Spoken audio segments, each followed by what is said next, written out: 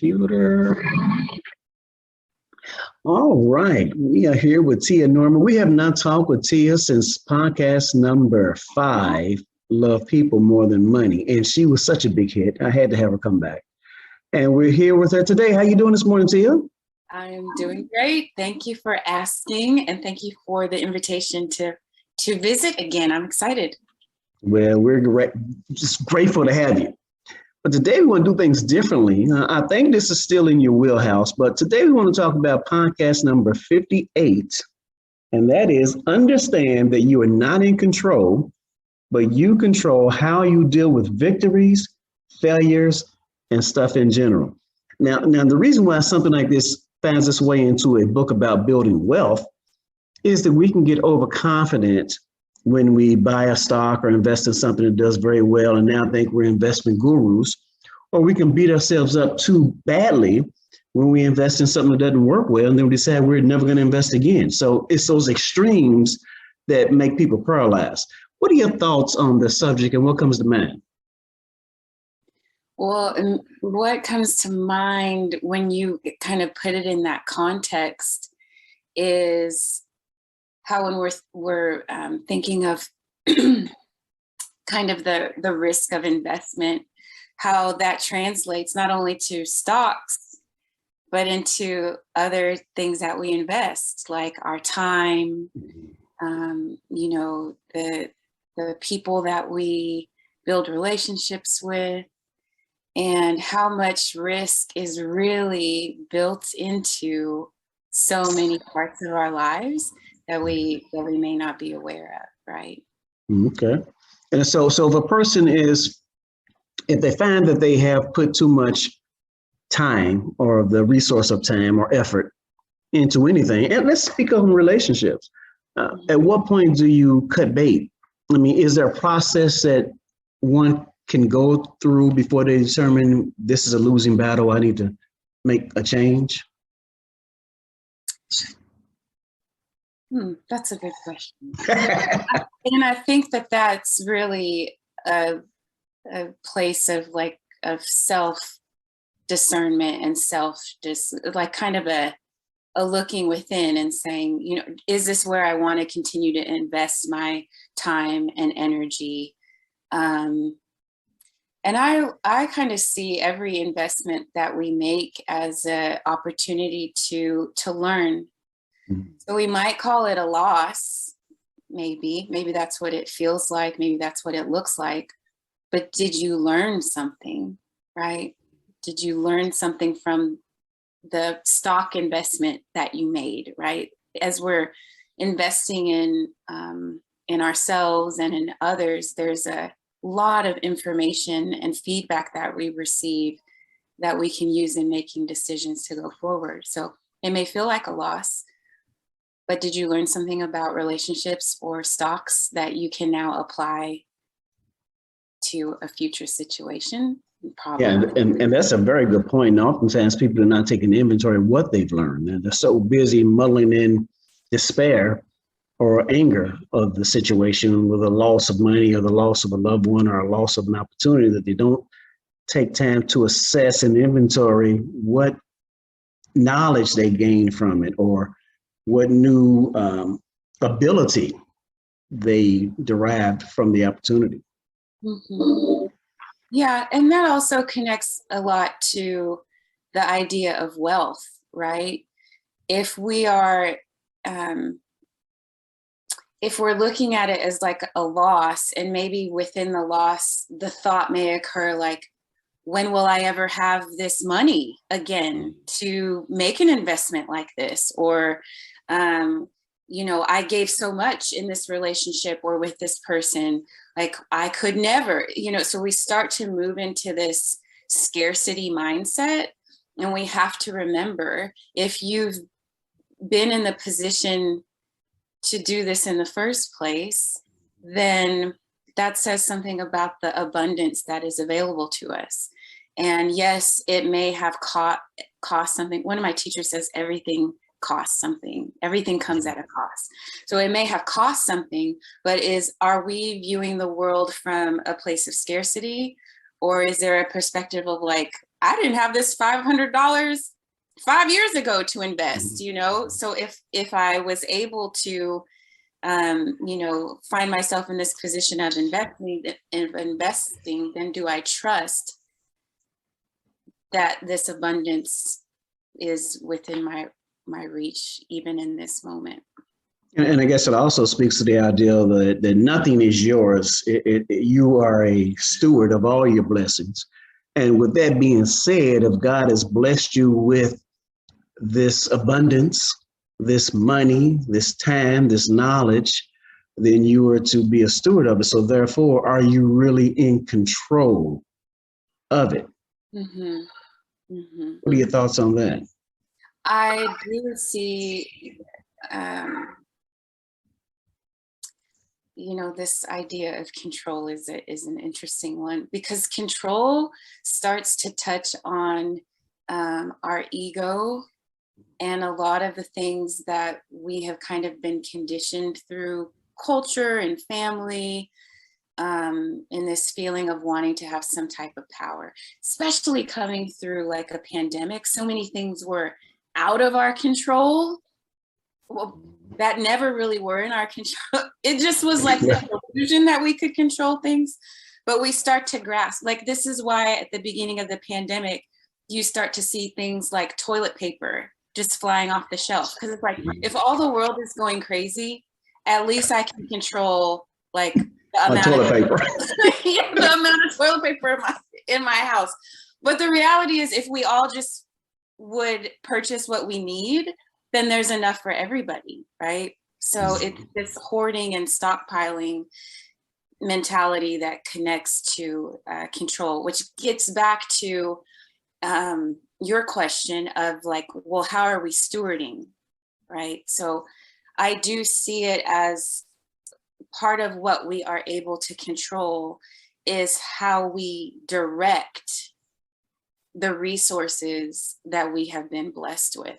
So do you have 500 rolls of toilet paper? I don't know why I'm stuck on the number 500 today, but do you have 500 rolls of toilet paper and your neighbor has none? Well, you know, then is there an invitation there to create a more just world with the resources that you have?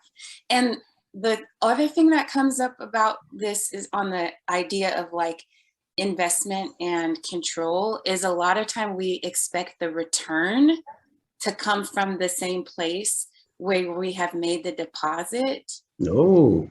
And that is not always the case. Expand on that. Yeah. So like in friendships, maybe, you know, like it's more of an invitation to participate in a flow of what's occurring.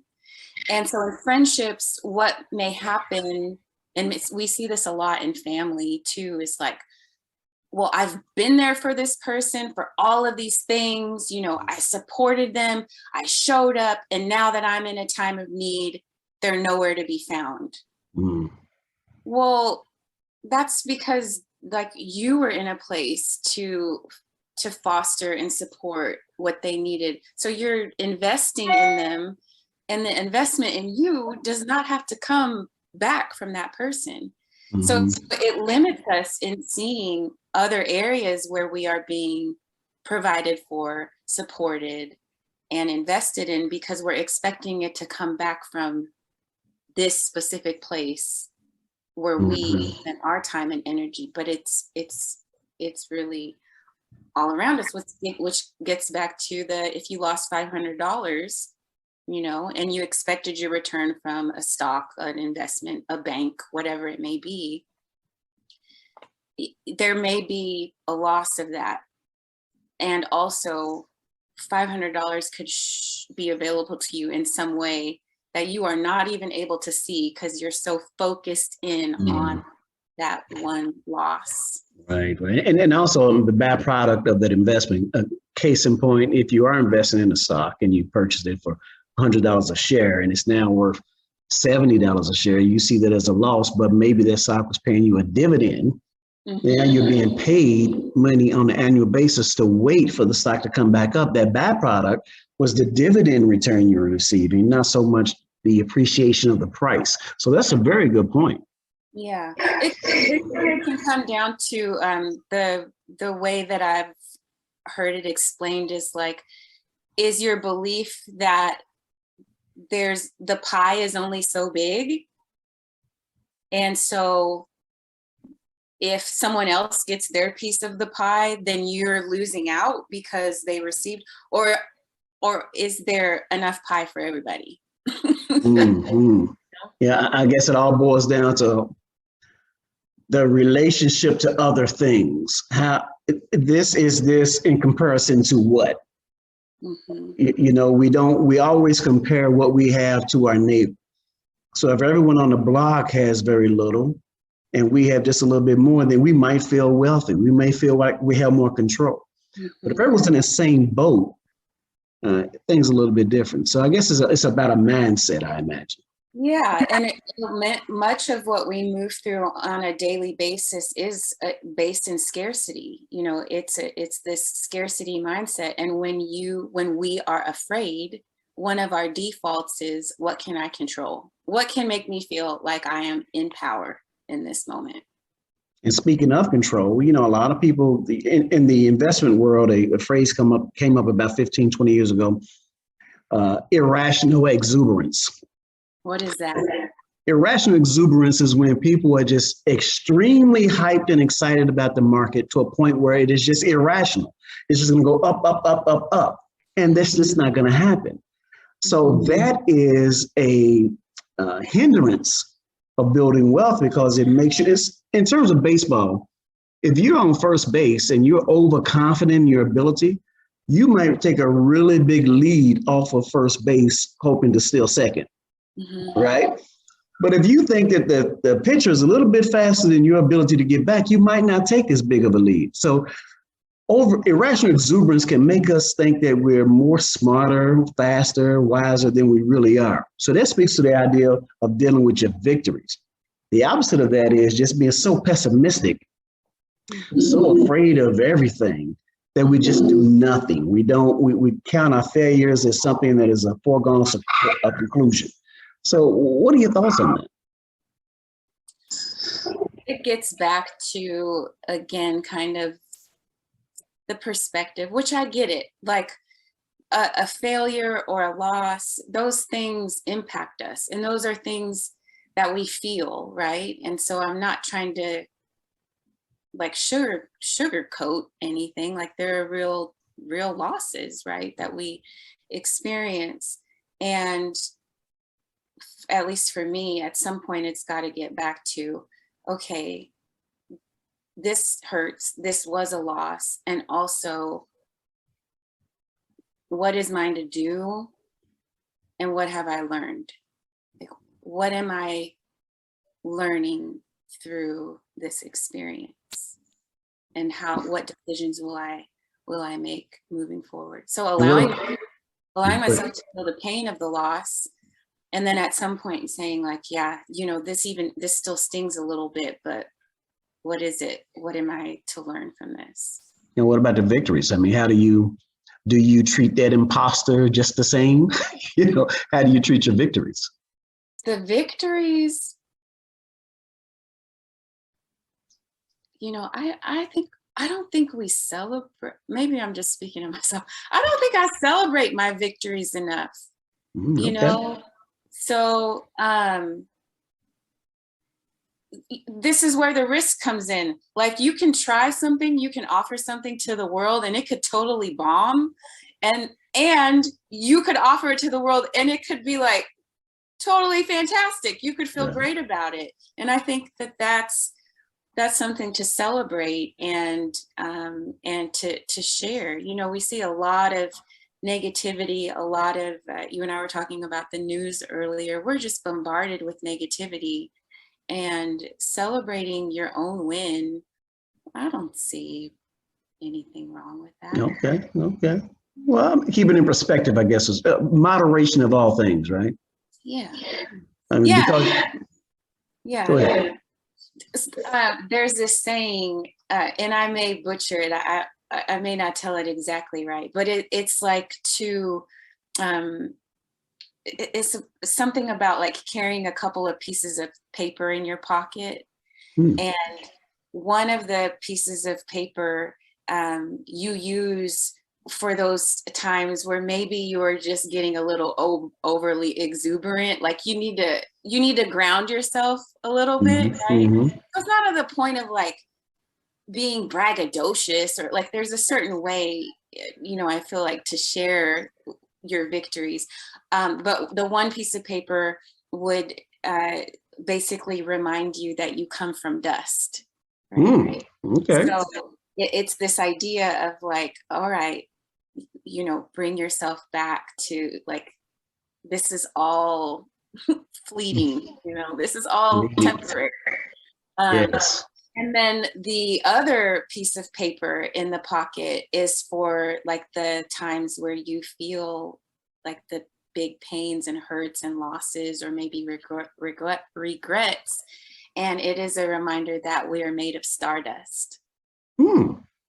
So like the duality of the two, as we move through the very rough times, like, science shows that we are composed of elements that are in stars, so it's just that reminder of like, man, something about you is so special and magical, and to pull you kind of out of that lost situation. And then when you need to remember, you're also made of dust. That's right. That's another side of the coin. Yeah. Okay, well, Tia, thank you so much for the time you spent with us today. Can you tell us a little bit more about your ministry? Sure. So my ministry right now is in serving as pastor for an amazing community called Awakenings.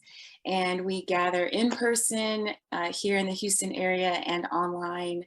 Facebook is probably the most reliable way we do Zoom, but if you're listening and want to check it out, Awakenings Inc. is the Facebook page. And so there's replays available there. And then I also work with people as a meditation teacher and a guide. So I have many conversations about the things that we cannot control in our lives, taking a moment and deciding how we want to respond as opposed to emotionally reacting to the wins and the losses. Excellent. Well, it has been amazing watching your journey, and I am so proud of you and what you've accomplished. And thank you so much for joining us today. Thank you for your time. Let me stop record here. And